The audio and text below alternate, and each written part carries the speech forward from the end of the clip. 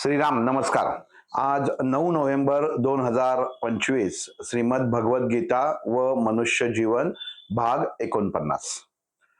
आत्मसंयम योग ह्या योगामधल्या पहिल्या 4 ओवी आपण मागच्या 2 भागामध्ये पाहिल्या. समर्पित भाव आणि मन हा राजा का गुलाम असा प्रश्न एक मनुष्य जीवन ह्या दृष्टिकोनातनं आपण आत्ताच्या वैचारिकतेनुसार केला. परत एकदा थोडस स्पष्ट सांगतो की भगवद्गीतेमध्ये आपण जर एखादी बाहेर गीता घेतलीत आणि त्याच्यामध्ये जर निरूपण पाहिलं तर हे निरूपण आणि ते निरूपण हे मॅच होणार नाही. त्याचं कारण असं की फक्त त्या ओवीचा जे अर्थ आहे तेवढा आपण तो बघत नाहीये. तर त्या ओवीनी आपल्याला विश्लेषण करून आत्ताच्या जीवन जगताना काय घ्यायचं आहे. म्हणजे भगवंतांनी अर्जुनाला सांगितलं की पार्था संयम हा जीवनात महत्वाचा. तर एवढ्या गोष्टीतनं हे कळणार नाही. मग संयम हा कुठं कुठं मनुष्याला निगडीत होतो किंवा ठेवायला पाहिजे, तर ही गोष्ट सुद्धा महत्वाची आहे. तर मग ही आपण काही उदाहरण किंवा थोडीशी फोड करून सांगायचा प्रयत्न करतो की ज्यांनी आपल्याला ते कळेल. मागच्या भागामध्ये एका उदाहरणाने आपण हा भाग थांबवला होता की एका गरीब माणसाला, शेतकऱ्याला फूल मिळतं आणि मग त्याला व्यापारी, मग मोठा व्यापारी, मग राजाचा दरबारातला माणूस आणि मग शेवटी राजा सुवर्ण मुद्रांचा त्याला लोभ दाखवतो, पण तो म्हणतो की ह्याचं फळ जर एवढं उत्तम असेल तर ते मी स्वतः समर्पित करतो. कसं आहे की हे उदाहरण आपण मागच्या वेळी समर्पित भावाच्या दृष्टिकोनातनं पाहिलं. पण एखादी गोष्ट करताना इथं थोडस पार्श्वभूमी परत पहिल्यापासून घ्यायचं सांगतो, कारण प्रत्येक त्याची पायरी जी आहे ही सुरुवातीपासून अर्जुन जिथपर्यंत येतो तिथपर्यंत आहे. की भगवान श्रीकृष्ण, कधी आपल्याला माणसाला हा प्रश्न पडत नाही की श्रीकृष्ण आणि अर्जुनाचा संवाद म्हणजे ही भगवद्गीता ज्या कुरुक्षेत्रावर झाली, ज्या धर्मक्षेत्रावर झाली, ज्या युद्धभूमीवर झाली, तर ह्या 2 जणांचाच हा संवाद आहे का, हा पहिला भाग येतो. आणि हे 2 जणांचा संवाद चालू आहे हे इतर जणांनी स्वीकारलं होतं का? कारण भगवद्गीता कधी चालू झाली, तर युद्धाचे शंख वाजल्यानंतर, म्हणजे युद्ध चालू झाल्याची जेव्हा सूचना दिली गेली त्याच्यानंतरची घटना आहे.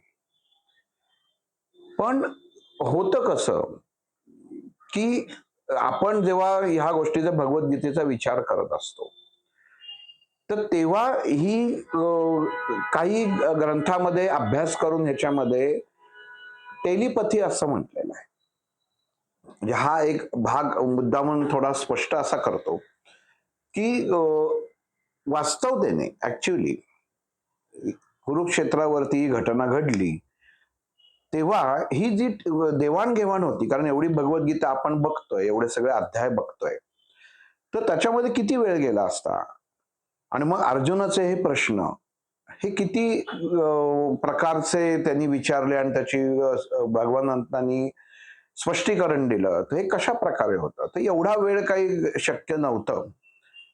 पण मग हे जी गोष्ट घडली ही टेलिपथी ह्या मार्गाद्वारे घडलेली असू शकेल. त्याच्यावर विचार केला तर ते होतं. म्हणजे आपण आता एखादं गणित सोडवतो, पण ते गणित आपल्याला शाळेत शिकवलं गेलेलं असतं आणि मग ते एखादं सूत्र वापरलं जातं आणि एखादा लसावी मासावी काढला जातो, तर आपल्याला लगेच कळतं की आपण हे शाळेत शिकलेलो आहे. म्हणजे हे ज्ञान आधी होतच, फक्त ते आता परत प्रगट झालंय आणि त्याचा मी आता उपयोग करतोय. थोडंफार अशा अनुषंगाने ही टेलिपथी असावी असं संशोधनातनं वाटत आहे. म्हणजे असं आहे. हे सांगायचं कारण कसं, की जसं अभ्यास आपण एखाद्या विषयाचा करत जातो, तेव्हा त्यातनं जे आपल्याला बाहेर पडत असतं. प्रत्येकाची विचारधारा ही भगवद्गीता, रामायण ह्याच्यामध्ये वेगवेगळी आहे. आणि इथं भगवंतांनी जेव्हा अर्जुनाला हा जो समर्पित भाव सांगायचा प्रयत्न केला, तर हा समर्पित भाव कित्येक संतांनी वेगळा दाखवला आहे. मग ह्याचं उदाहरण ज्ञानेश्वरीमध्ये करताना त्याचं परत ज्ञानेश्वरीवरती त्याचं स्पष्टीकरण देताना ज्यांनी त्याचा अभ्यास केला, त्यांनी जसं सोप्या-सोप्या भाषेत की एका शब्दात म्हणजे एक उदाहरण द्यायचं झालं, तर जो बुद्धिवादी असतो त्याला पंत म्हणतात. जो भगवंताशी आपली भेट घडवून आणतो किंवा जो मार्ग दाखवतो त्याला संत म्हणतात. आणि जो जीवन स्वतःचं फुकट घालवतो, त्याला जंत म्हणतात. म्हणजे असं एक म्हणजे ह्या 3 शब्दातनं तुम्हाला वेगळं काही सांगायला लागत नाही. ह्याच्यातनं तुम्ही अनुमान करू शकता, की संत म्हणजे काय? पंत म्हणजे काय? आणि जंत म्हणजे काय? तसं इथं भगवंतानी जेव्हा हे अर्जुनाला गीता सांगितली आहे, तर ही ह्याच प्रकारे मांडली गेलेली आहे. प्रत्येक श्लोक हा त्याच्यामध्ये व्यासांनी विश्लेषण करून प्रत्येक श्लोकाचं भगवंत काय म्हणू शकतात, काय आहे किंवा भगवंत काय म्हणाले, हे श्लोकांमध्ये मांडलेलं आहे. म्हणजे पद्यात मांडलेलं आहे. इथं आता जेव्हा आपण परत या पार्श्वभूमीवरती येऊ आत्मसंयम ह्या योगावरती, की संन्यास जेव्हा मनुष्य घेत असतो, इथं अजून एक जरा थोडीशी गोष्ट नमूद करतो, की भगवंतांनी अर्जुनाला सांगितलं, की संस्कार पार्था खूप महत्वाचा आहे. लहानपणापासून मनुष्यावरती जे संस्कार होतात, ते जीवन घडतं. आणि ह्याचं उदाहरण एक वाचलं होतं, ते खूप सुंदर होतं, की कशा प्रकारे तेव्हाच विचारधारा होती, जी धार्मिकतेने, अध्यात्माने आपण पाहिलेलं आहे. म्हणजे कित्येक वेळा आपण जरी आत्ताच्या पिढीने पाहिलं नसेल तरी, की सकाळी उठल्यानंतर आपण सिनेमात पाहतो, की जुन्या घरामध्ये सकाळ होते, मग आई उठते, आई गाईनं चारा देते. मग त्याच्यामध्ये स्नान करून आल्यानंतर जात्यावरच्या त्या ओव्या चालू होतात. जातं दळलं जातं आणि त्या ओव्या म्हणता ते पीठ जे काही दळाचं असतं त्या दिवसाचं तेवढंच दळलं जातं. हा भाग आपण तेव्हा पाहिलेला आहे. हा संस्कारित भाग आहे. आणि मग आपण तो त्या चित्रपटातला हिरो किंवा काही ज्यांनी अनुभवला असेल त्यांनी, की मग तो आईचं हे सगळं ऐकता उठतो. आणि मग त्या आईच्या बरोबर तिथं थांबवून ते त्याच्या कानावरती पडतं आणि उत्तम संस्कार त्या व्यक्तीच्या वरती घडत आलेत. ही आपल्या 2-3 पिढी अगोदरची ह्या गोष्टी आहेत. तेव्हा आत्तासारखं आपण 5 किलो, 10 किलो तांदूळ एकदम म्हणजे पीठ तयार करून ठेवा असा प्रकार नव्हता. मर्यादा होती. मग ही मर्यादा भगवंतानी ही जी भगवद्गीतेत गोष्टी सांगितलेल्या आहेत, ही त्या काळातल्या आहेत. पण येणाऱ्या काळाच्या अनुसरून त्यांनी त्याचं वर्णन केलेलं आहे, की काय घडणार आहे किंवा काय घडू शकतं. फक्त त्याच वेळेचा काळ नाही. म्हणजे आज लागणारं पीठ किती, तेवढी ती घरातली स्त्री त्या जात्यावरती दळून घ्यायची. आता म्हणजे आपण एकदमच दळून महिन्याचं करून आणतो. मग ह्यांनी मनुष्याच्या विचारधारेमधली वैचारिकता बदलते. याला एक शेवटी वेगळं सायन्स आहे, की याला शास्त्र आहे, की ह्या प्रकारे घडतं का? मग उदाहरण असं सांगितलं, की समर्पित भाव जेव्हा एखादी समर्पण मनुष्याच्या जडण-घडण होत असताना होतं, तर तेव्हा तसा संत सुद्धा होऊ शकतो, पंत होऊ शकतो किंवा जंत होऊ शकतो. कसा? तर त्यांनी एक उदाहरण छान दिलं, की एक चित्रकार होता आणि ह्या चित्रकाराला असं चित्र पाहिजे होतं. परमेश्वराचं चित्र त्याला काढायचं होतं. पण परमेश्वराचं चित्र काढताना देव आणणार कुठनं? म्हणजे जसं आणणार तर ते मूर्त स्वरूपात त्याला बघणं प्राप्त होतं, की जे अगोदर कोणीतरी पाहिलेलं होतं. मग त्यांनी खूप विचार केला आणि ठरवलं, की देवाला मी शोधू कुठं? मला चित्र तर काढायचंय. आणि मग त्याच्या लक्षात असं आलं की ही 5-6 वर्षापर्यंत जी मुलं असतात ही निरागस अवस्थेमध्ये असतात.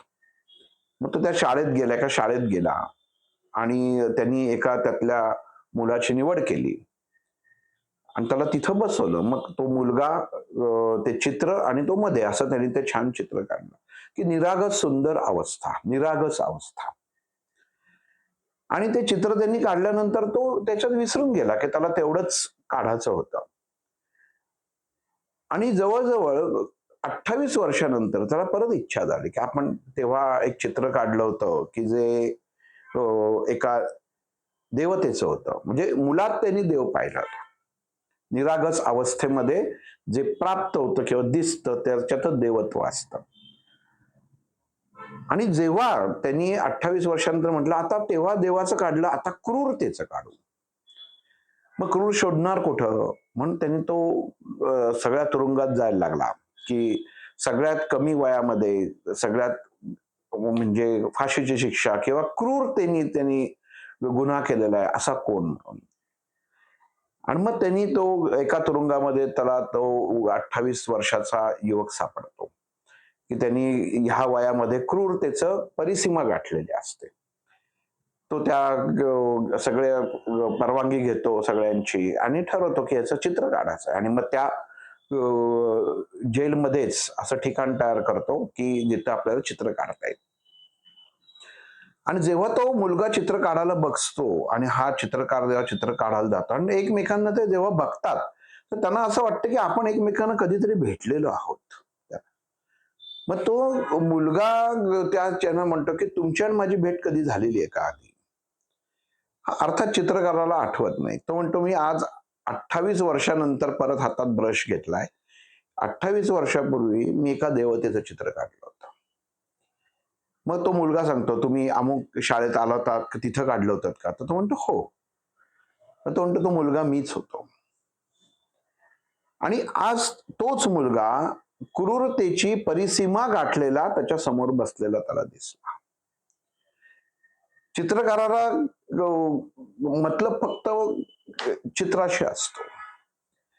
पण त्याच्या मनामध्ये कुतूहल निर्माण होतं, की जो निरागस भाव होता, हा निरागस भाव इथपर्यंत आलाच कसा?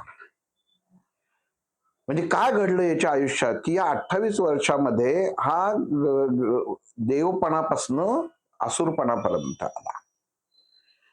आणि तो त्याला विचारतो, की काय घडलं जीवनात? तर ते सांगतात, की आई-वडिलांचे संस्कार हे चुकले. आणि पहिल्यापासनं टीव्ही लावून दिला, बाकीच्या गोष्टी त्याच्या हातात दिल्या. मग त्या चित्रकाराने नंतरचा जेव्हा अभ्यास केला, तेव्हा त्याच्या लक्षात आलं, की आजच्या काळात एक मुलगा एका वर्षामध्ये 35,000 खून, दरोडे असे बघतो टीव्हीवरती किंवा रील आपण जे बघत असतो त्याच्यामध्ये. आणि कमीत कमी 20 ते 25,000 अत्याचार तो बघत असतो स्त्रीवर झालेले. आणि ह्याच्यामध्ये कुठेही त्याला कुठल्या देवतेचं, ज्ञानाचं चित्र किंवा हे बघायला मिळत नाही आणि जे तो पाहतो ते त्याच्या अंगामध्ये उतरतं. आणि तसा त्यांनी तो अभ्यास केला आणि तो अभ्यास म्हणजे ही वास्तव असलेली कलकत्त्यातली घडलेली घटना आहे. आणि मग नंतर त्यांनी तिथल्या गव्हर्नमेंटला ते दिलं, की ह्याच्यावरती विचार होणं गरजेचं आहे. आणि त्याच्यावरती आता अजूनही विचार चालू आहे. पण याच्यामध्ये आपल्या भगवद्गीतेच्या दृष्टिकोनातनं भाग असा येतो, की भगवद्गीता ही आपल्या घरातच घडत असते आणि आपण याच्यामध्ये दुर्लक्ष करत असतो. आपल्याला वाटत असतं, की मुलगा हातामध्ये मोबाईल घेऊन बसलाय, तो शांत आहे. पण तो काय करतोय हे त्याच्या मनावरती हे असतं. म्हणून ज्यांनी ही घटना सांगितली, त्यांनी सांगितलं, "मी घरामध्ये टीव्ही ठेवलेला नाही. माझ्या घरात टीव्ही नाहीये." त्याचं कारण असं आहे, की ह्या घटना जर माझा मुलगा बघून असा तयार होणार आणि असाच तयार होणार. दुसरी घटना त्यांनी लिहिली, कवठे महाकाळची घटना लिहिली, की वर्गामध्ये पहिला येणाऱ्या विद्यार्थ्याचा 4 वर्गातल्या विद्यार्थ्यांनी खून केला, त्याचे हातपाय तोडले, एका बाजूला हातपाय पिशवीत भरले, एका बाजूला हृदय, म्हणजे इतकी अमानुष हत्या केली. त्यांनी त्याचा स्टडी केला. आणि त्या स्टडी जेव्हा मुलांना पकडलं, की पोलिसांनी विचारलं की तुम्ही हे म्हणजे ह्या अल्पवयीन वयामध्ये तुम्ही ही घटना कशी केलीत, कारण त्याला तेवढी हिंमत लागते. तर त्यांनी सांगितलं आम्ही ती क्राईम डायरी म्हणून हे सिरियल बघितले आणि त्यातनं हे सगळ्या आयडिया आम्हाला मिळाल्या. आणि त्यांनी हे अनुमान काढलं, जे गीता प्रेस गोरखपूरचे जे संपादक आहेत त्यांना त्यांनी ते पाठवलं, की धार्मिक पुस्तकांचं जे प्रकाशन करतात त्यांना, की सध्याची समाज पिढी ही का एवढी अमानुष किंवा अमानवी होत चालली आहे, त्याची कारणं ही आहेत. तर याच्यात तुम्हाला काही करता आलं तर करा. म्हणजे आपण घरामध्ये सस्पेन्स सिनेमा किंवा हे सगळं पाहत असतो, पण त्याचा जसं एखाद्या उत्तम नामस्मरणाचा आपण उच्चार करत असताना आपल्या देहावर त्याचा परिणाम होतो, तसा या गोष्टींचा आपल्या मनावर परिणाम होतो. आणि मग इथं अजून एक सांगायचं म्हटलं तर बेलसरे महाराजांचे, गोंदवलेकर महाराजांनी त्यांनी ह्या आत्म्याला आणि संयमतेला जोडून उदाहरण दिले, की एका महाराज एकांकडं गेलेले होते, गोंदवलेकर महाराज, कुर्तकोटीला, कुर्तकोटी असं म्हणतात तिथं. आणि त्यांनी सगळ्यांनी प्रसाद घेत होते आणि कुर्तकोटी महाराजांशेजारी येऊन बसले आणि महाराजांनी त्यांना विचारलं की काय म्हणताय, तुम्हाला काही विचारायचं आहे का, मला असं वाटतंय तुम्हाला काही विचारायचं आहे म्हणून. आणि त्या कुर्तकोटींनी गोंदवलेकर महाराजांना प्रश्न केला की मला एक महाराज सांगा की मी आनंद कसा प्राप्त करू, कुठून प्राप्त करू. म्हणजे प्रश्न बघा, कुठली गोष्ट वस्तूने आनंद कसा प्राप्त करू, कुठनं करू. पण ते महाराज होते, महाराजांनी उत्तर दिलं, आनंद काय माझ्याकडे नाहीये, पण मी आनंद देऊ शकतो. आनंद माझ्याकडे नाहीये पण मी देऊ शकतो. अर्थ असा झाला की आहे पण त्याची मला व्याख्या नाही करता येत, पण मी ते समोरच्याला देऊ शकतो. हे आत्मिक समाधानाशी भगवंतांनी भगवद्गीतेत जोडलेलं आहे, की अर्जुन समोरच्याला आत्मिक समाधान देणं हे सुद्धा जीवनामध्ये महत्वाचं असतं. तू काय प्राप्त केलंयस ह्याच्यापेक्षा तू केलेल्या कृतीमुळे समोरच्याला जर समाधान होत असेल तर हा उत्तम योग त्यांनी भगवंतांनी भगवद्गीतेत सांगितलेला आहे. मग जे भीष्माचार्य, जे द्रोणाचार्य ज्या अपेक्षेने तुझ्याकडे पाहत आहेत, ह्या द्रोणाचार्य काय म्हणतायत, हा माझा शिष्य आहे, हा कसा बाण चालवतोय मला बघायचं आहे. तेव्हा त्यांनी हे सांगितलं नाही की हा माझ्यावर चालवणार आहे का, म्हणजे माझ्यावर आलं तर मी बघीन, हे शेवटी होतच. हे भगवंत अर्जुनाला सांगायचा प्रयत्न करतायत. लक्षात घ्या अर्जुना, जे तुझी परीक्षा बघायला आलेले आहेत त्यांनाच तुला मारायचंय, पण ते स्वतःचा बचाव करायला तयार आहेत. म्हणजे तुझी मानसिक अवस्था कशी हवी. मग त्यांना जर एखादा बाण लागला, त्यांच्या देहामधनं जर रक्त व्हायला लागलं आणि तुझ्या मनामध्ये करुणा उत्पन्न झाली तर तू क्षत्रिय नाहीस. आणि दुसरी गोष्ट, ती वेळ, ती संधी ते साधतील आणि तुला मारतील. मग जीवनात असंच आहे की आपण रोजच्या जीवनामध्ये अशा कितीतरी संधी असतात की मनुष्य त्या घेत नाही. आपण त्याच्यावर विचार करत बसतो आणि बरोबर त्या संधीचा दुसरा येऊन फायदा घेऊन जातो आणि आपल्याला जखम देऊन जातो, मग फक्त बोलण्यात असो किंवा कृतीत असो. आणि ही भगवद्गीता म्हणजे हा योगाचं महत्व भगवद्गीतेमध्ये याच्यासाठी आहे की ह्याचं महत्व कोणाला कळलं, आपल्या भारतीय लोकांना कळलं नाही. या भगवद्गीतेचं, ह्या योगाचं महत्व कळलं ते ऍपलचा जनक जो स्टीव्ह होता त्याला कळलं, ज्याने ऍपल फोन तयार केला. त्याचं ग्रॅज्युएशन झालं नाही, तो कॉलेजमध्ये गेला, त्याचं ग्रॅज्युएशन झालं नाही, पण त्याची जेव्हा तो एका कॉलेजमध्ये त्याला मुख्य बोलवलं गेलं, मुख्य अतिथी म्हणून बोलवलं गेलं, हे जगतामधलं खूप गाजलेलं त्याचं एक 10-15 मिनिटाचं स्पीच आहे की ते भगवद्गीतेशी रिलेटेड आहे, आत्मसंयम योगाशी. की त्यांनी घेतलं, त्यांनी उचललं, तो मोठा झाला, पण आपण जागेवरती आहोत.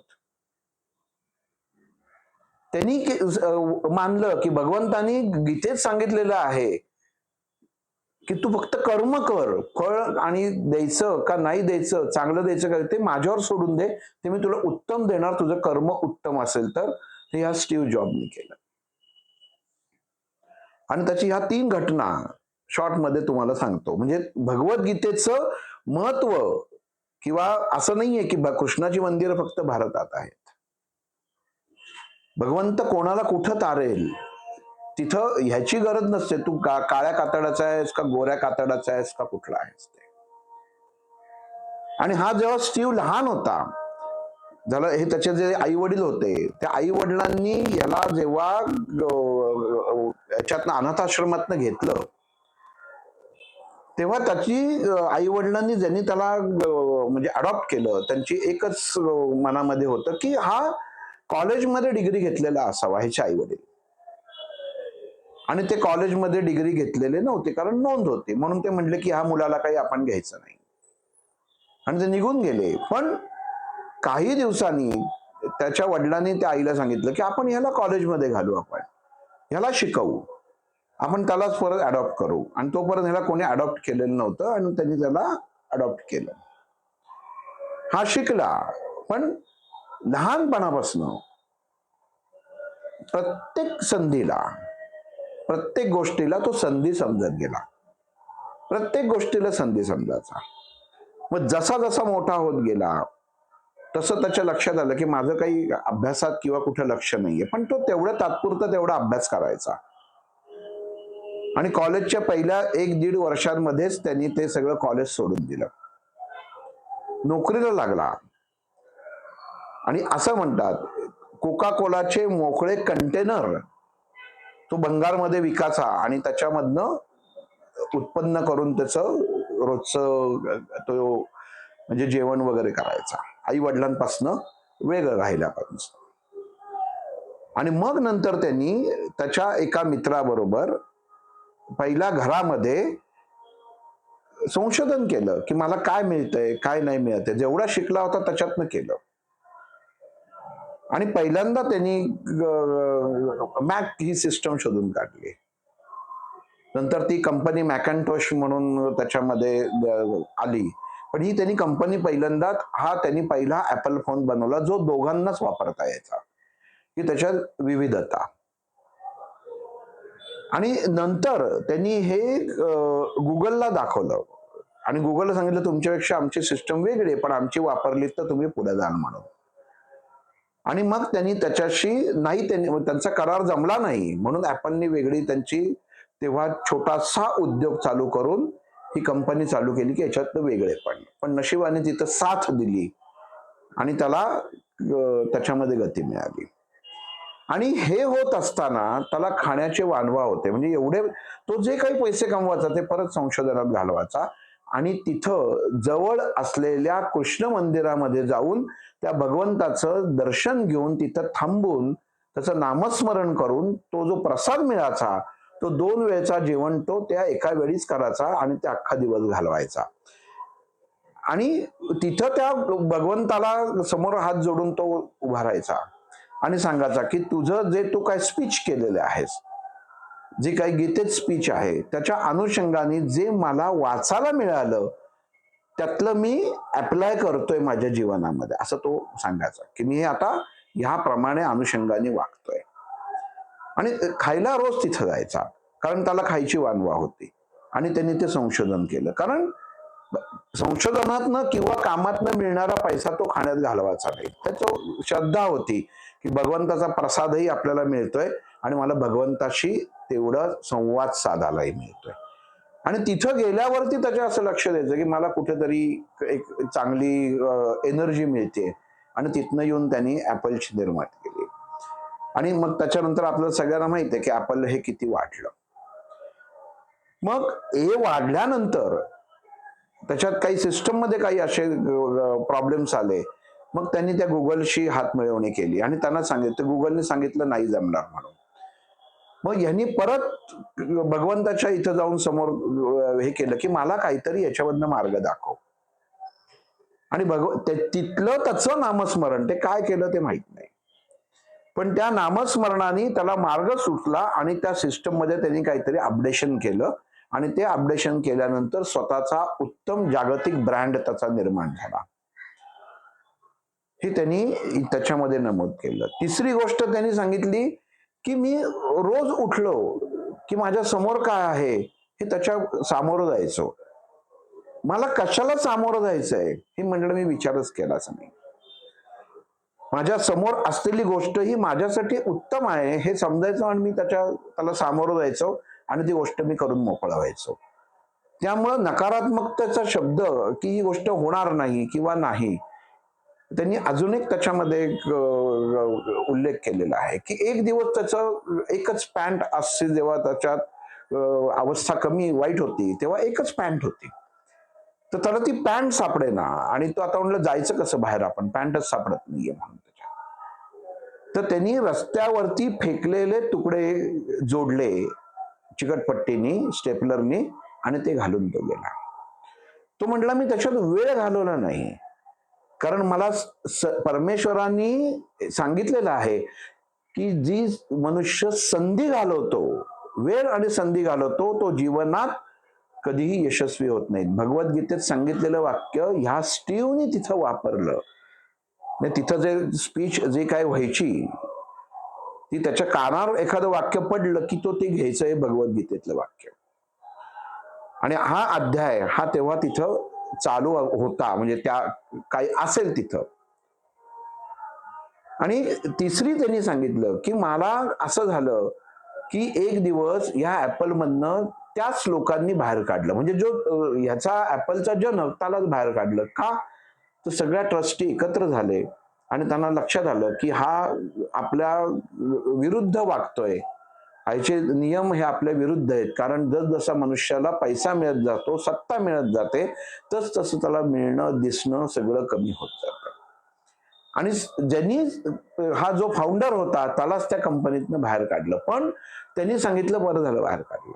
त्यांनी असं नाही भांडला नाही की मला का बाहेर काढलं, कारण मीच हे बांधलेलं आहे, मीच डेव्हलप केलेलं आहे. तो तिथनं बाहेर पडला आणि मग त्यांनी बाहेर पडल्यानंतर ही मॅक 3 अशी तिसरी सिस्टम त्यांनी स्वतः डेव्हलप केली त्या मोकळ्या वेळेमध्ये.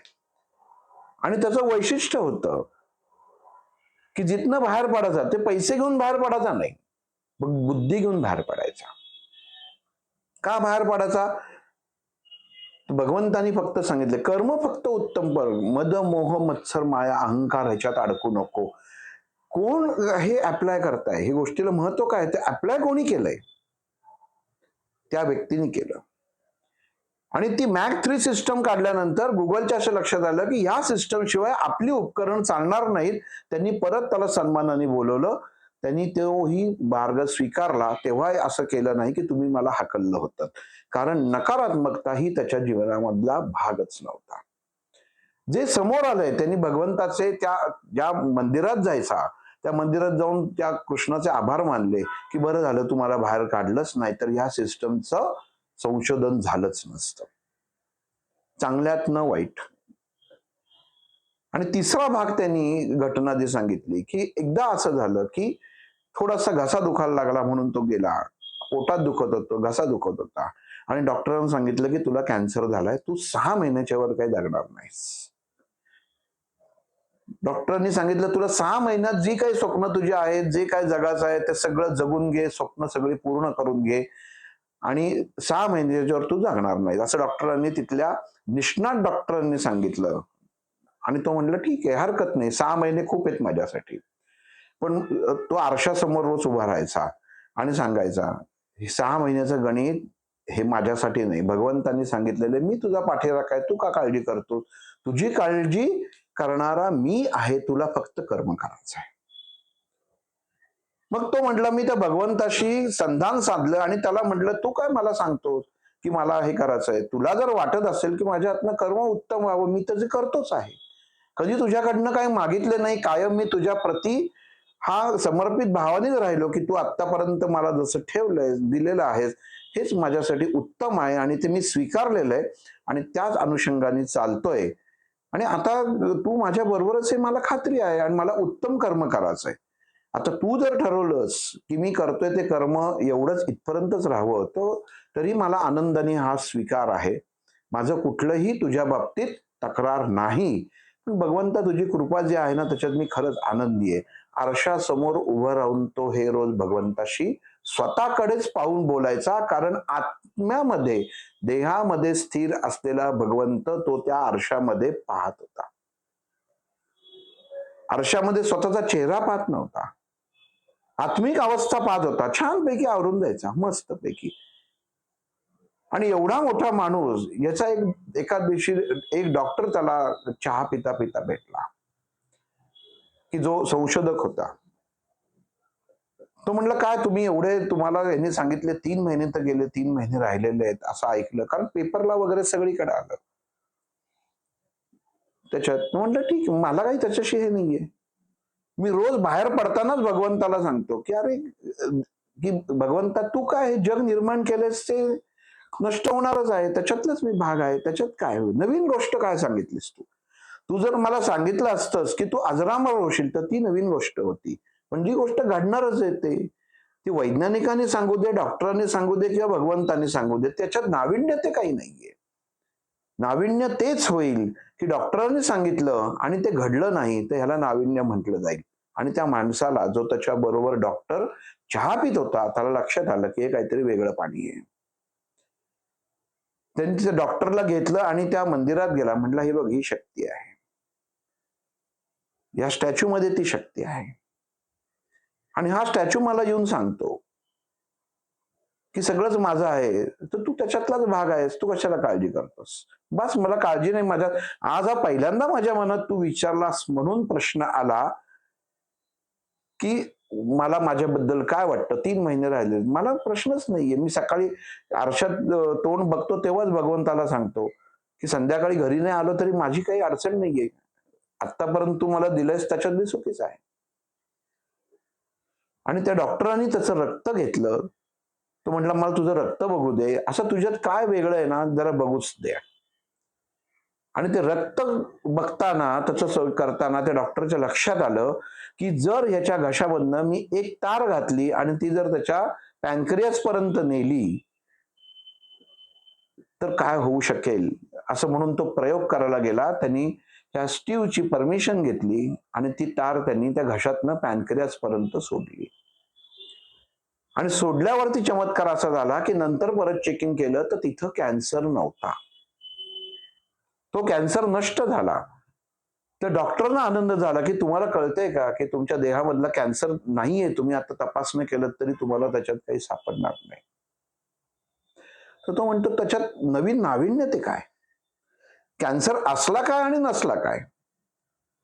शेवटी माझा जो दिवस आहे, हा तो त्या तत्वाशी निगडीत आहे, त्या भगवंताशी निगडीत आहे.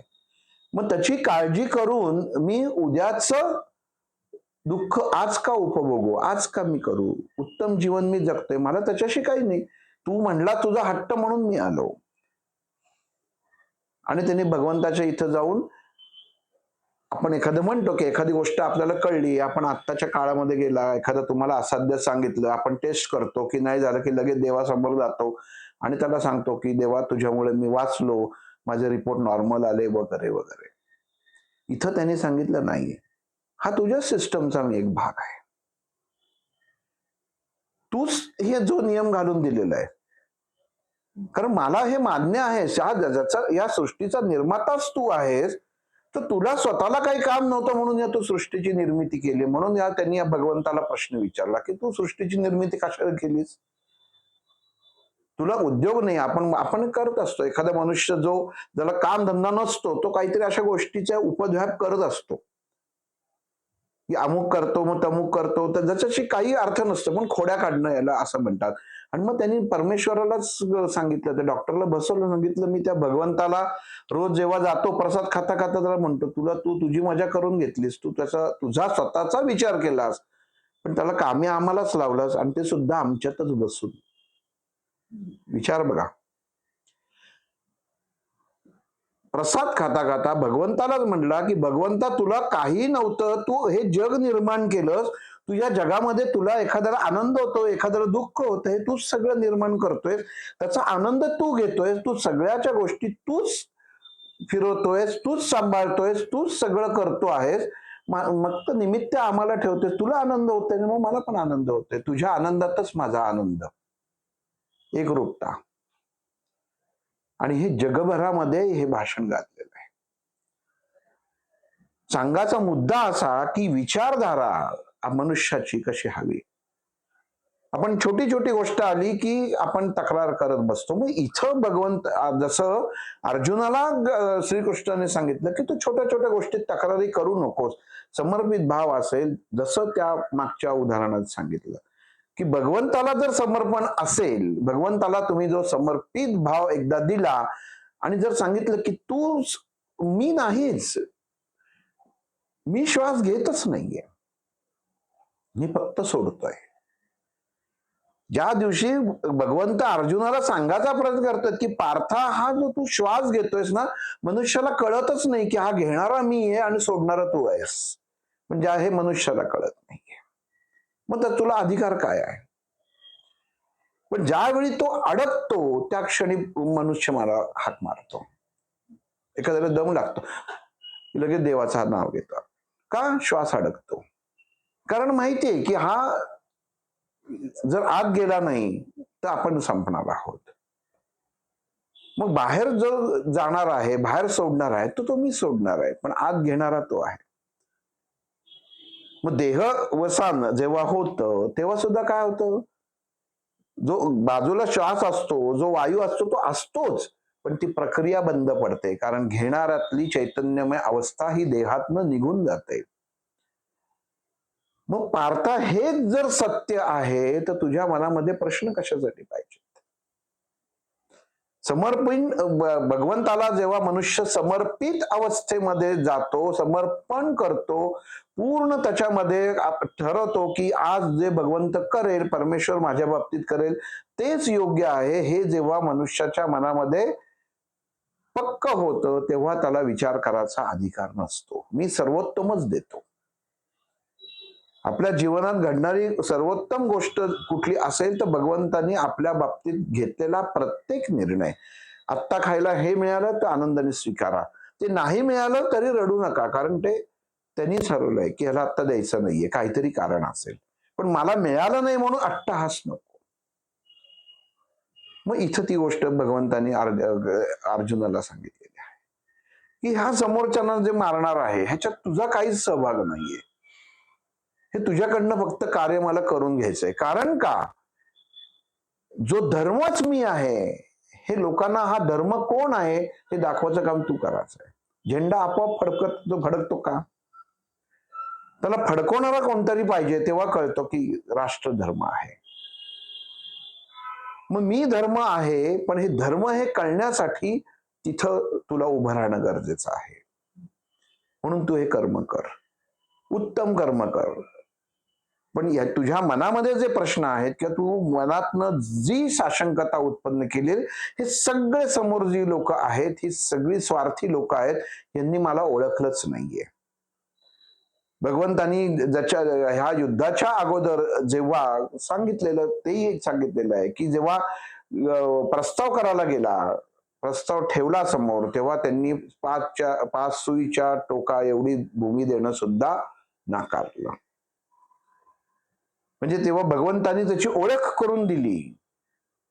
आपण फक्त वाचतो, भगवंतांनी स्वतःचं मोठं रूप दाखवलं, भीष्माचार्यांनी नमस्कार केला, ह्यांनी नमस्कार केला, पण दाखवलं काय भगवंतांनी? भगवंत बोलत नाही, कृती करून दाखवतो. त्यांनी अस्तित्व दाखवलं की मी कोणाबरोबर आहे, माझं अस्तित्व काय, हे पण कोणाला कळलं नाही. आणि ज्यांना कळलं त्याच्यामध्ये नमस्कार करणारे भीष्माचार्य पण होते, द्रोणाचार्य पण होते, कृपाचार्य पण होते, कर्ण पण होता, पण कळलं पण वळलं नाही. भीष्माचार्य आपल्या प्रतिज्ञेला धरून होते, पण इथे भगवंतांनी तेही खोडून काढलं. की धर्म हा सर्वश्रेष्ठ असतो, प्रतिज्ञा ही सर्वश्रेष्ठ नाही. जरी तू केलेस तरी ती जर प्रतिज्ञा वाईट गोष्टींना खतपाणी करून जर ते राज्य उभं राहिलं असतं, असं धरून चाला, पांडवांचा जर पराभव झाला असता आणि त्याच्यामध्ये परत हे वाईट राज्य उभं राहिलं असतं दुर्योधनाचं, तर त्याचं मूळ कारण होतं भीष्माचार्य. कारण यांना फक्त सपोर्ट करणं, यांच्या बरोबर राहणं आणि यांच्यासाठी युद्ध करणं हे त्यांनी तो शब्द दिला होता. म्हणून इथं भगवंत अर्जुनाला सांगतात की जीवनात वचन दिलेलं जरी असलं तरी ते वचन चुकीच्या कारणांसाठी जर वापरलं जात असेल तर ते वचनबद्धता तू मोडलीस तरी चालेल. आपण एखाद्याला शब्द देतो, पण जेव्हा जर आपल्याला लक्षात आलं की हा जो दिलेला शब्द आहे हा चुकीच्या मार्गाने जातोय, हा इथं व्यवस्थितपणा नाहीये, तर तिथं तो शब्द माणसाने मोडावा. त्याच्याशी आपल्याला गरज नाही. अर्जुनाला ही गोष्ट लक्षात आली की भगवंत जे सांगतायत ह्याच्यात काहीतरी तथ्य आहे. आणि अर्जुन मग श्रीकृष्णाला प्रश्न विचारतो की केशवा तू सांगतोयस ते सगळं बरोबर आहे, पण या धकाधकीच्या आयुष्यामध्ये, धकाधकीच्या जीवनात, हे तेव्हाचा शब्द, धकाधकीचा आत्ता शब्द वापरतोय, पण तेव्हा अर्जुनाच्या तोंडीत की मनाची स्वास्थ्य, मनाची स्वस्थता मनुष्याने कशी साध्य करायची. त्याच्या पाठीमागे जीवनामध्ये संसार हा तूच उत्पन्न केलेला आहेस, हा मनुष्याने उत्पन्न केलेला नाही. ज्या अर्थी केशवा तू म्हणतोयस की सगळ्याला कारण तूच आहेस, हा संसार तूच उत्पन्न केलायस. मग तुला जर वाटत असेल, तुला जर वाटत होतं की हा अमुक मनुष्य हा जर उत्तम प्रकारे आयुष्य जगावं आणि चांगलं राहावं, तू त्याच्या मनामध्ये दुःख हा भाग उत्पन्नच का केलास? त्याच्यामध्ये असं का केलंस की त्याचं घरामध्ये सर्व गोष्टी देऊन घरामध्ये वादंग निर्माण केलेस, संपत्तीमध्ये आज इथंही तसंच झालं. ह्याची निर्मिती तूच केलेली आहेस, तूच आहेस. पण मग तुला ह्याच्यामध्ये ह्या सगळ्या गोष्टी बघण्यामध्ये मजा येते का? आणि मग अगोदर तू सगळ्या अवस्था बिघडवायची आणि मग नंतर त्याच्यावरती आपण उत्तर सांगायचं की अमुक करायला पाहिजे, तमुक करायला पाहिजे. तर हे केशवा योग्य आहे का? ही मनुष्याच्या जीवाशी, मनाशी तू खेळण्याची क्रिया म्हणता येणार नाही का? की तू आमच्या मनाशी खेळतोयस, ज्याच्यावरती आम्ही एवढा विश्वास ठेवतो, ज्याच्यावरती आम्ही प्रेम करतो, त्याच्याशी तू खेळतोयस.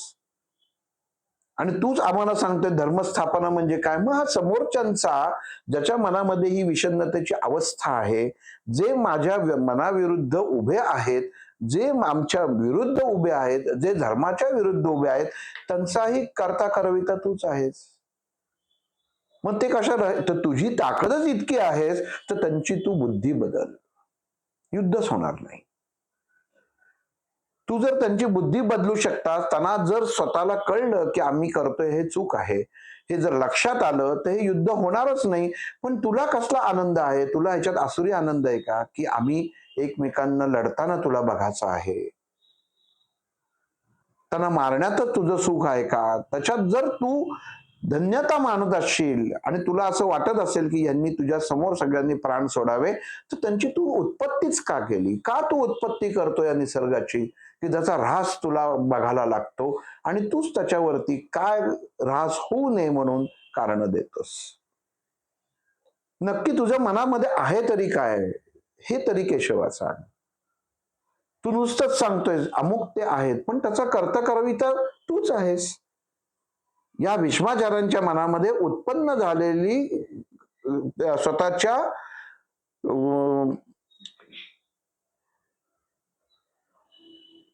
प्रतिज्ञेची आठवण तुला करून द्यायला लागते. त्यांच्या मनात जी प्रतिज्ञा उत्पन्न झालेली आहे, ह्याचं कारण कोण आहे? तूच आहेस. मग तू मनात आणलंस तर आत्ता सुद्धा युद्ध थांबवू शकतोस. मनात आणलंस तर तू आत्ता हे सगळं संपवू शकतोस. पण तू संपवत नाहीयेस, तर मला केशवा सांग, ह्याच्यामध्ये तुझा स्वतःचा स्वार्थ तो असा काही दिसत नाही ना? आहे का? मग इथं कृष्णाने अर्जुनाला सांगितलं की अर्जुना, मनामध्ये उत्पन्न झालेला विचार, हा बुद्धिवादी मनुष्य जो असतो, हा मनामध्ये स्वतःचे विचार स्वतः उत्पन्न करतो. बुद्धी ही मनुष्याची स्वतःची असते. मी बुद्धी देत नाही. बुद्धी ही माणसाला किंवा जनावरांना दिलेली असते. ती त्यांच्या बुद्धीच्या अनुसारून काम करत असतात. आणि आज हे मला जे सगळं सांगितलंस, मला जे बोललास, हे घडाला फक्त बुद्धी हे कारण आहे. त्यांची बुद्धी फिरली म्हणून त्यांच्यातनं ही कृती झाली. भीष्माचार्यांनी जी भीषण प्रतिज्ञा केली तेव्हा बुद्धी भ्रष्ट झाली म्हणून त्यांनी ही प्रतिज्ञा केली.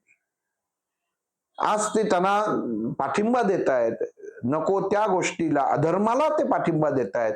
त्याचं कारण की ती बुद्धी भ्रष्ट झाली. आज तुला लक्षात येतंय, तू माझ्याशी भांडतोयस, तू माझ्याशी बोलण्यामध्ये तू मला पराभूत करायचा प्रयत्न करत आहेस, कारण का तू हुशार आहेस आणि तुझी बुद्धी जागृत झाली. आज तुला तुझ्या मनामध्ये तुझ्या मताप्रमाणे मी बोलावं असं तुझं मत आहे, ही तुझी बुद्धी जागृत झाली.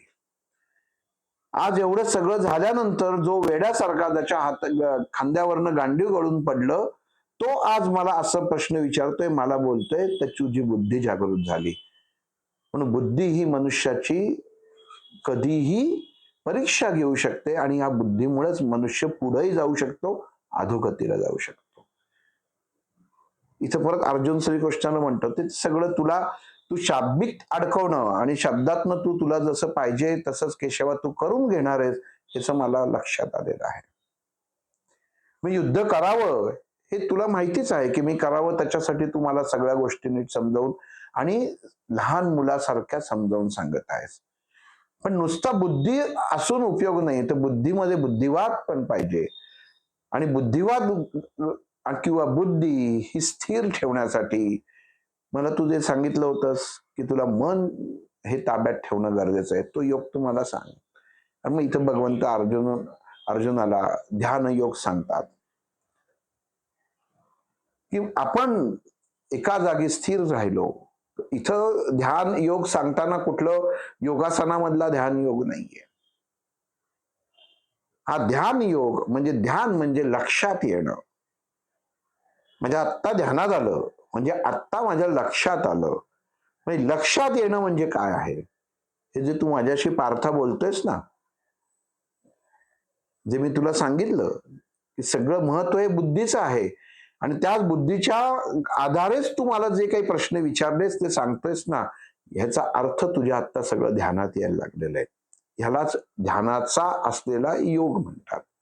ध्यानाशी योग होणं म्हणजे माझ्याशी जुळणं, माझ्या बुद्धीशी तुझी बुद्धी जोडून काय प्राप्त करायचंय, ही अवस्था कशी पुढे न्यायची, ते आता मग भगवंत सांगतात अर्जुनाला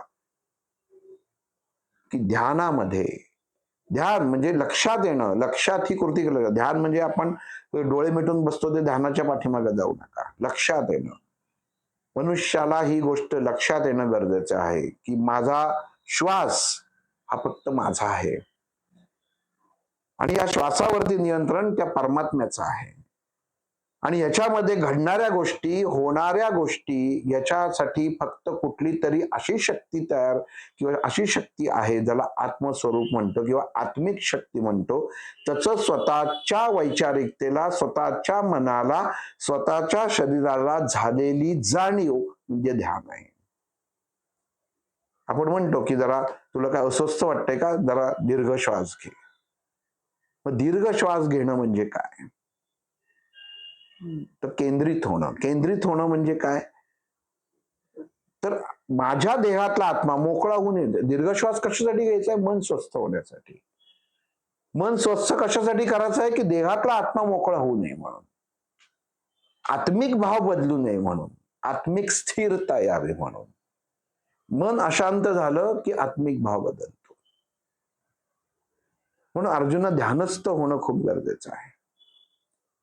आज तुझ्या खांद्यावरनं जे गांडीव गळून पडलेलं आहे, हे तुझ्या लक्षात आलेलं नाहीये की ते गळून पडलेलं आहे. त्या गांडीवाचा सुद्धा एक अधिकार आहे, त्याच्यात ती शक्ती आहे.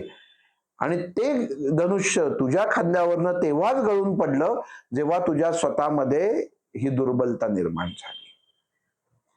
कारण शस्त्र अस्त्र ही त्याच ठिकाणी टिकून असायची की ज्या देहामध्ये त्याची ताकद असायची. सगळीकडे शस्त्रास्त्र नुसते बरोबर ठेवले तर ती राहत नसायची, त्याला साधना लागते. सगळी माणसं सगळीच जण आपण 100 जण स्तोत्र वाचतो पण सगळ्यांच्याच लक्षात राहत नाही. जो बुद्धिवादी असतो, जो बुद्धिवान असतो, त्याच्याच ते लक्षात राहतं.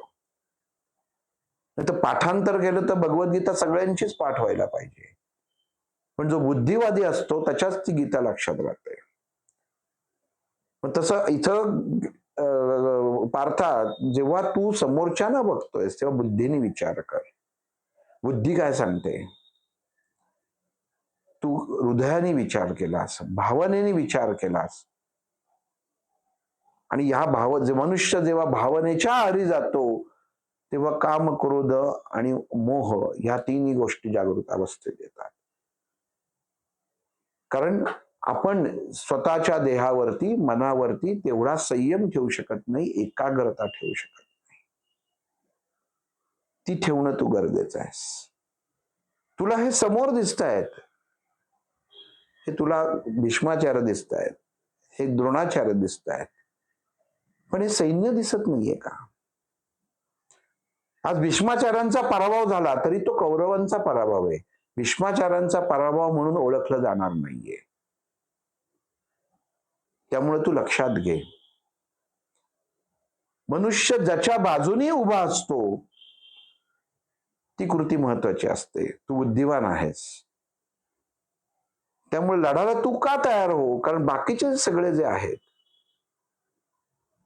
हे निर्बुद्ध आहेत. त्यांना जर बुद्धी असती तर ही आज परिस्थिती आली नसती, पण ते निर्बुद्ध आहेत आणि निर्बुद्धीवरती आपण स्वार होणं हे बुद्धिवान माणसाचं काम आहे. ते तू करावंच असं मला वाटतं. कारण इथं श्रीकृष्णाचा बोलायचा आणि अर्जुनाला समजवायचा थोडासा विषय किंवा भाग हा बदलला. त्याच्या लक्षात आलं की आता बुद्धीचा आधार घेऊन माझ्याशी शब्दाशब्द करतोय. शाब्दिक चकमक जी आपण म्हणतो ती भगवंताची सुद्धा करताना बुद्धिवादाने करतो. मनुष्य आपण एखाद्याशी जेव्हा भांडतो तेव्हा तिथपर्यंतच भांडतो की जिथपर्यंत आपण त्याला म्हणजे उत्तर देऊ शकू किंवा त्याला समोरच्याला धरू मारू शकू, अशाशीच मनुष्य वाद घालायचा प्रयत्न करत असतो, उगाच कोणाशी घालत नाही. एखाद्या शास्त्रज्ञांना तुम्ही विचारलं की ही गोष्ट तुम्ही मान्य करता का, तो म्हणतो मला माहित आहे, बघू म्हणून. त्याच्यात तो लगेच मान्य करत नाही. ही शास्त्रज्ञांची खासियत असते. एपीजे कलमांना जेव्हा त्यांनी विचारलं की अणु पोखरणची चाचणी तुम्ही केलीत, सगळ्यांनी तुमचं नाव घेतलं त्याच्यामध्ये, ते म्हणजे लोक नावं घेतील, त्याच्यात हरकत नाही, पण मला अजून स्वतःचा विचार करायलाच लागेल की माझा अभ्यास तिथं कामी आला का. त्याला श्रेष्ठत्व म्हणतात. मग हे आलं कुठनं? तिथनं आलं. मग इथं भगवंत मग अर्जुनाला सांगतो आता तू बुद्धीने विचार कर. आता माझं सोडून द्या, तू माझ्याशी बुद्धीवरतीच बोलतोयस ना, आता बुद्धी. मग बुद्धीने सांग, हे सगळे पापी आहेत का पुण्यवान आहेत? अर्जुनाला लक्षात आलं आपण कोणाशी पंगा घेतलेला आहे, श्रीकृष्णाशी घेतलाय. आणि आता प्रश्न बुद्धीचा आलाय, आपण त्याला सांगतोय. भगवंताला विचारलं बुद्धीच्या बाबतीत, त्याच्या बुद्धीशी आपण बरोबरी करायचा प्रयत्न केला, पण इथं कृष्णाने डाव पलटवला. म्हणतो ठीक आहे, आता तू क्षत्रिय सोडून टाक, क्षत्रिय आहेस तू हे विसरून जा, आता तू तुझ्या बुद्धीने विचार कर, तुला हे पटतं का? यांनी अमुक असं वागले, ते पटतं का? कारण ते जर तुला पटलं की त्यांनी जे वागणं ते बरोबर होतं, तर याचा अर्थ असा की ती कुबुद्धी आणि सूड बुद्धी तुझ्या मनामध्ये पण आहे. कारण जेव्हा आपण तू समोरच्या एखाद्या गोष्टीला आपण अनुमोदन देतो, जेव्हा एखादा मनुष्य रोजच्या जीवनात सुद्धा एखाद्या गोष्टीला अनुमोदन देतो, तेव्हा ती गोष्ट त्याला मान्य असते म्हणून अनुमोदन देतो, नाही तर देत नाही, नाही तर घाबरून देतो. मग तुझी अवस्था सांग, तू घाबरलायस ह्या अवस्थेतनं तरी तू बुद्धीचा सांग की जे समोरचे सगळे ते बुद्धिवान आहेत का निर्बुद्ध आहेत? तुझाच प्रश्न आहे, तू विचार कर. पण तू जर म्हणत असशील की नाही मी निर्बुद्ध आहे, तूच सांग की मी काय करावं, तर मी सांगेन तुम्हाला मिळून मलाच सामील हो आणि मी सांगतोय तसं वाग. मग इथं अर्जुन सुद्धा भगवंताला प्रश्न विचारतो की मग हे जे एवढे ज्यांच्याकडे मी शिकलेलो आहे, धनुर्धर शिकले, कृपाचार्य आहेत, यांची जी नावं आहेत ही उगाचच का, हे श्रेष्ठत्व उगाचच म्हणायचं का आपण? यांच्या श्रेष्ठत्वाला, यांच्या पदाला, यांच्या कार्याला कुठंतरी मान द्यायला नको का? तुला असं वाटत नाही का की हे माझे गुरुजन आहेत तर त्यांचा मी एक शिष्य म्हणून मान ठेवायला पाहिजे, हे तुला वाटत नाही का? तू तरी तुझ्या गुरूंच्या विरुद्ध जाऊ शकला असतास का? माझ्या बुद्धीचा तू जेव्हा वापर करून मी आता प्रश्न विचारतोयस की समोर ते निर्बुद्ध आहेत का काय आहेत ते, हे तू मला कृष्ण विचारत आहेस, केशवा विचारतोयस, तर तू माझं सांग ना माझं काय चुकलंय. हे एवढं ज्यांच्याकडनं मी ज्ञान प्राप्त केलेलं आहे तर ते मी अज्ञानीच राहिलो असतो ना. आज मी तुझ्या समोर केशवा बोलायला जो उभा आहे, जे हातात एक गांडीव माझ्या खांद्याला आहे, हे का उभा आहे तर त्याचं कारण असणारा मनुष्य समोर उभा आहे, ते म्हणजे द्रोणाचार्य, की त्यांनी माझ्यामध्ये मला शिक्षण दिलेलं आहे, मला ज्ञान दिलेलं आहे, म्हणून हे आज धनुष्य माझ्या खांद्याला आहे. आणि तूच मला बुद्धीचा प्रश्न विचारतोयस की तुला बुद्धी आहे की नाही, ते म्हणजे तुझा प्रश्न चुकीचा आहे असं त्याला केशवा वाटत नाही का? की माझ्या गुरूंबद्दल मी जर आदर व्यक्त करत असेल तर तू याचा अर्थ चुकीचा घेतोयस. ते निर्बुद्ध म्हणून कसं चालू आहे तो त्यांचा प्रश्न आहे की ते निर्बुद्धपणाने वागतायत. पण ते जर चुकत असतील तर मी पण चुकतोय का, की मी चुकायला पाहिजे का? आणि मी जर चुकलो तर ह्याचं तुला तुझं अनुमोदन आहे का, असं तुला केशवा म्हणायचंय का? की मी समजतो की मी बुद्धिवान आहे आणि ते निर्बुद्ध आहेत म्हणून ते चुकीचं वागलं म्हणून मी पण चुकीचं वागावं का? तूच आत्ता ज्ञान सांगितलंस ना, मनुष्याला कळायला पाहिजे की मी कसा वागतोय. मग माझं काय चुकतंय? माझं एवढंच मत आहे की मी बुद्धीनेच विचार करतोय आणि तू मला सांगतोयस मी बुद्धिवान आहे. मग तू एक काहीतरी ठरव केशवा की मी बुद्धिवान आहे का मी बुद्धिवान नाही. मी जर बुद्धिवान असेल तर मी घेतलेला निर्णय योग्य आहे, कारण हे सगळे माझे आदरातीर्थ आहेत. म्हणून मी हे माझ्या बुद्धी मला सांगते. यांचं ज्ञान व्यक्ती म्हणून काय आहे हे मला माहित नाही, पण ते ज्ञानाने काय आहेत त्या ज्ञानाचा आदर जर मी अनादर केला तर मी शिष्य म्हणायच्या योग्यतेचा नाही. जे भीष्माचार्य जे तू सांगतोयस की त्यांनी प्रतिज्ञा घेतली पण आज ते चुकीच्या बाजूने उभे आहेत, त्यांनी मला चालायला बोलायला शिकवलं, ते जर तेव्हा बोलायला शिकवलं नसतं, ती मला ज्ञान दिलं नसतं तर आज सांग केशवा तुझ्या बरोबर बोलायला माझं बुद्धी आली असती का, माझे विचार आले असते का? कुठेतरी संस्कार त्यांनी केलेले आहेत ना माझ्यावरती. मग असं असताना मी निर्बुद्ध आहे का बुद्धिवान आहे आता तूच सांग, माझं कुठं चुकतंय? कारण तू मला म्हणतोयस, प्रतिप्रश्न केलास की तू बुद्धिवान आहेस आणि ते तुला सगळे कसे वाटतायत त्यांची, तर मी त्यांचं मूल्यमापन करू शकत नाही, कारण तेवढा मी बुद्धिवान नाही. आणि मला केशवा असं वाटत नाही की बुद्धी ही मनुष्याच्या जीवनामधला सर्वश्रेष्ठ भाग ठरू शकते.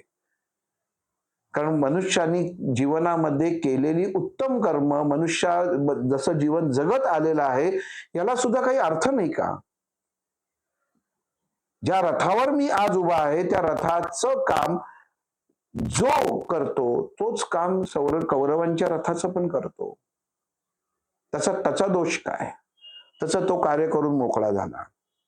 आज त्यातला एक रथ मी वापरतोय, एक समोर शत्रूच्या सैन्यामधला वापरतोय, याचा अर्थ त्याला मी जाऊन विचारू का तुला बुद्धी नाही का?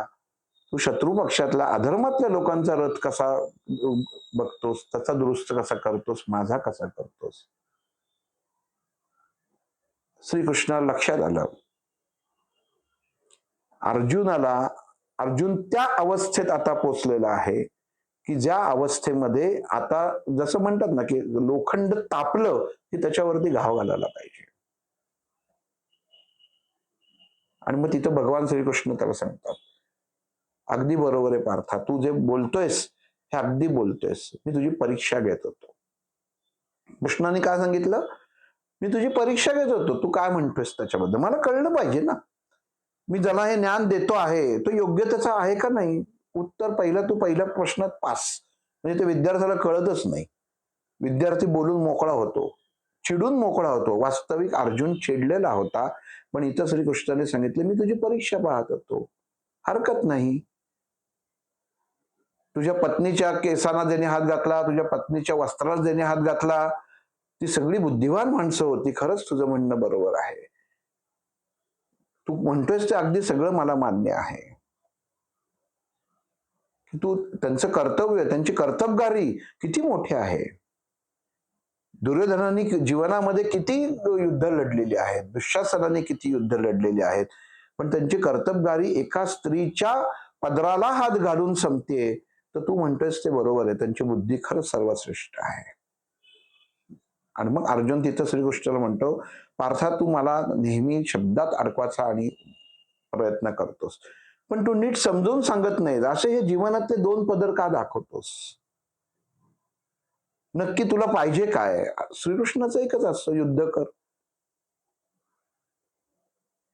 पण म्हणतो आता इथं मी तुझ्याशी बोलतोय, हे सगळे आहेत, इथं माझ्या पत्नीचा संबंध काय.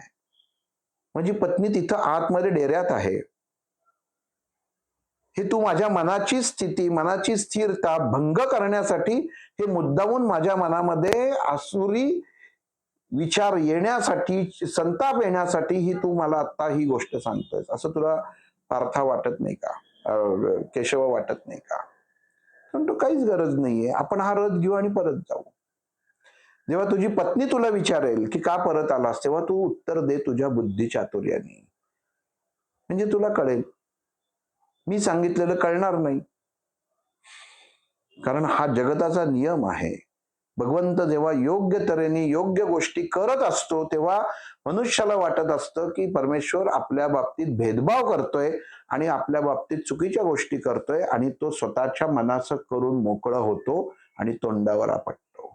तूही आपट, तूही परत जातो, परत रथ घेऊन जातो. तू म्हणत असशील तर आता युद्धभूमीतनं बाहेर घेतो, बघ तुझी पत्नी काय म्हणते ते. हा तुझ्या भावाला सांग, हा बघ इथं बाजूला उभा आहे भीम, प्रतिज्ञा घेऊन उभा आहे. जसे भीष्माचार्य प्रतिज्ञा करून उभे तसा हा पण उभा आहे. तुझ्या पत्नीला शब्द दिलेला आहे त्यांनी की त्याच्या मांडीचं रक्त तुला हे करेल, त्याच्या छातीचं, दुःशासनाच्या. तो बघेल काय करायचं ते. आपण निघून जाऊ त्याच्यामध्ये. तू काळजी करू नकोस, तुझ्या बुद्धीला नाही ना पटत. मग अर्जुन म्हणतो नाही, भगवंता मला असं वाटतंय की सूडबुद्धी, सुबुद्धी, कुबुद्धी ह्याच्यामध्ये सुद्धा कुठली तरी एक बुद्धी आहे. ही बुद्धी मनुष्याला जीवन जगताना कामी येते. ही बुद्धी काय आहे असं मला केशवा संशय येतोय. तू मला जरा सांग. कारण तू आता मला शाब्दिक फसवलंस. म्हणजे मी ज्या त्वेषाने तयार झालो होतो, त्या त्वेषाने तू परत मला ढासळवलंस. भगवान श्रीकृष्णाचं एकच होतं की कुठल्याही परिस्थितीत ह्याच्याकडनं कर्म करून घ्यायचं होतं. ह्याला कुठल्याही परिस्थितीत सोडायचं नव्हतं, ही कृष्णाची भूमिका होती. पण अर्जुनानी सुद्धा तेवढा काही तो म्हणजे बुद्धू नव्हता. कृष्णाला कशामध्ये शब्दात अडकवायचा, कारण हे द्वंद्वच असं होतं की समाजाला त्याच्याशिवाय ज्ञान प्रगट होणार नव्हतं. आपण सुद्धा रोजच्या जीवनामध्ये जगताना किंवा हे करताना विचार करत असतो की समोरचा मुलगा इतका चांगला आहे, इतका चांगला आहे, काय सांगू, त्याने आमच्या मदतीला येतो. पण ते मदतीला येताना त्याने दुसऱ्यावर अत्याचार केला असेल तर तुझी बुद्धी, तुझी वैचारिकता वेगळी आहे, समोरच्याची वेगळी आहे. हा मनुष्य विचार करत नाही. पण मग इथं अर्जुन श्रीकृष्णाला तेच सांगतोय, हे बाद झालं, आता चिकार झालं. तू हे जे मला सांगतोयस, हे ज्ञान प्रदान केलं, हे ध्यानाचं ज्ञान प्रदान केलं, ध्यान तर सांगितलंच नाहीस. लक्षात येणं म्हणजे काय. तिथं भगवंत सांगते तुला एवढं सांगून लक्षात येत नाही.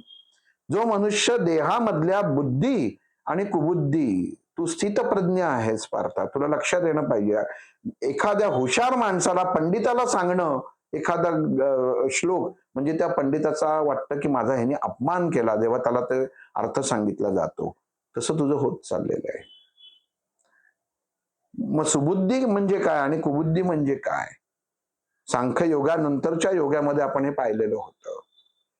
मी इथं भगवंताला परत तो विनंती करतोय की भगवंता तू मला एकदा परत सुबुद्धी आणि कुबुद्धीचं सांग, तेव्हा मला यांचं व्यवस्थित वर्गीकरण करता येईल. मग ते काय करतात श्रीकृष्ण ते पुढच्या भागात पाहू. श्रीराम.